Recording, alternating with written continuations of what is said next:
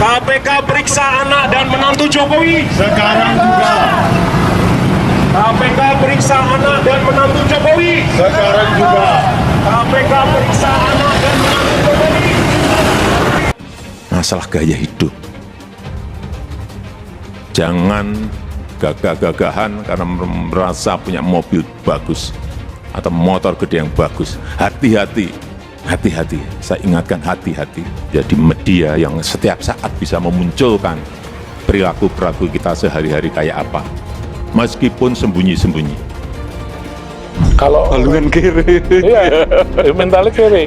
Mulyono itu kan cuma cah pinggir kali Bengawan Solo, di kelas abal-abal itu sebenarnya. Terus punya kekuasaan, keturunannya juga level sebenarnya kan level kiri, munggah balik, menikmati, naik derajatnya. Jadi nggak punya derajat kepriyaian. Maka seperti shock culture, kiri munggah balik itu. Petro jadi ratu, lakon itu lakon fiksi, carangan. Petro itu punokawan, Petro jadi ratu. Waktu jadi ratu, ketika disuruh turun, nggak mau turun karena menikmati tahta itu, menikmati kekuasaan itu. Lah si Mulyono ini kan kira-kira sama. Dia sudah 2 periode. Keinginannya kan memperpanjang usia kekuasaannya karena nyaman.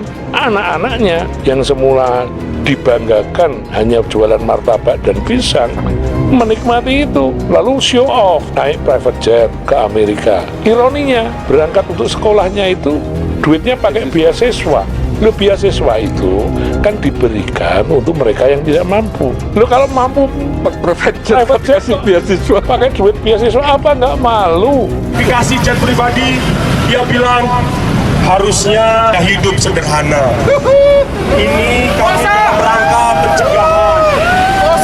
Tentu itu statement-statement yang tahu KPK selama ini dalam beberapa kasus korupsi. Kosong. Pelan-pelan ada mobil, oke.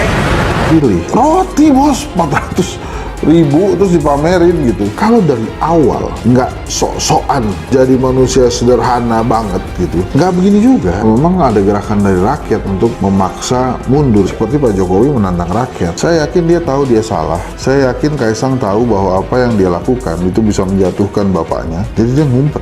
Mas Gibran muncul, Kaisang yang hilang. Kaisang akan muncul pada saat alasannya sudah ada dan Jet pribadi yang diduga melibatkan perusahaan Singapura, perusahaan apa dari Kaisang Pangarep yang saat itu perusahaan Singapura ini membangun kantornya di kota Solo. Kaisang Pangarep dan istrinya Erina Gudono menggunakan jet pribadi yang diduga ada gratifikasi dari perusahaan Singapura. Dan ini kan kelihatannya ribut sendiri di internal KPK ya. Ada yang faksi ingin tetap manggil, tapi ada faksi yang menyatakan tidak. Dan salah satu yang menyuarakan bahwa itu nggak ada kewajiban itu Nurul Gufron. Ini mesti diingat ini Mbak, ini orang yang dapat bonus yang mengajukan tambahan jabatan gitu ya. Udah ditambah sama Pak Jokowi 5 tahun, masa masih ngelawan Pak Jokowi, kira-kira gitulah ya.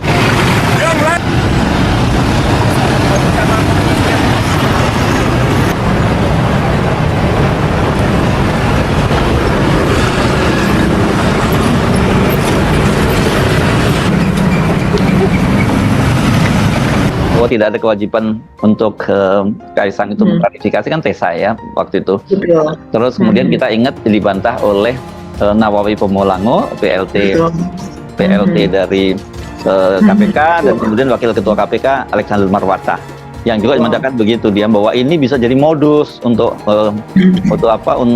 gratifikasi kepada orang tuanya Kaisang karena orang akan meminjami pesawat itu atau gitu, kalau dia bukan anaknya Jokowi ya pasti nggak akan dipinjemin gitu.